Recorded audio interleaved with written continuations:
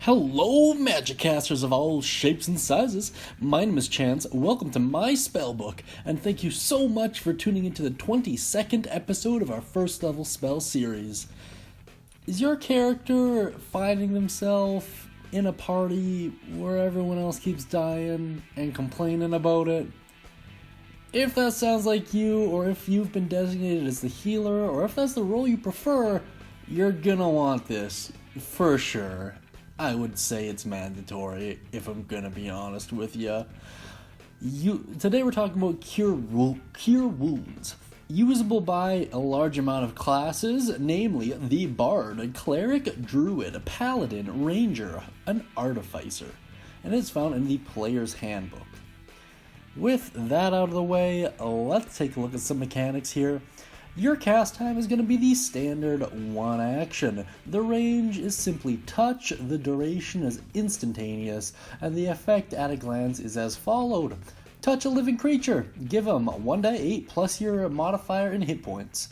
At higher levels, you gain an additional 1d8 per spell slot level above first, and your components are somatic and verbal, meaning you have to gesture with one hand and speak forth an incantation.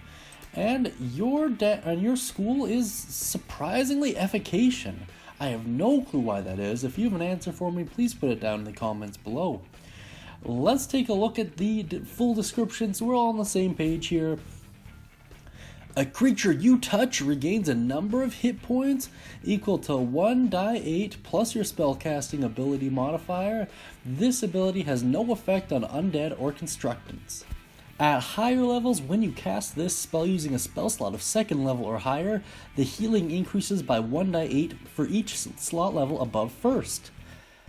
So, yeah, not really a whole lot there to dissect. It's pretty basic. Pretty basic. Yeah.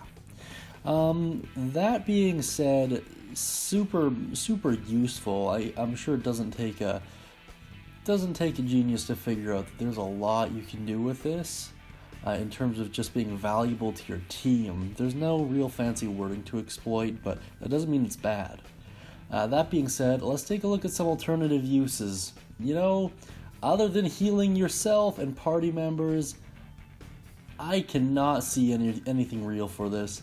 I guess if you're really twisted, you can use it as a torture technique, like beat someone down to the point where they're making death saves and just cast this on them, but Spare the Dying would be a little bit more useful, I would think.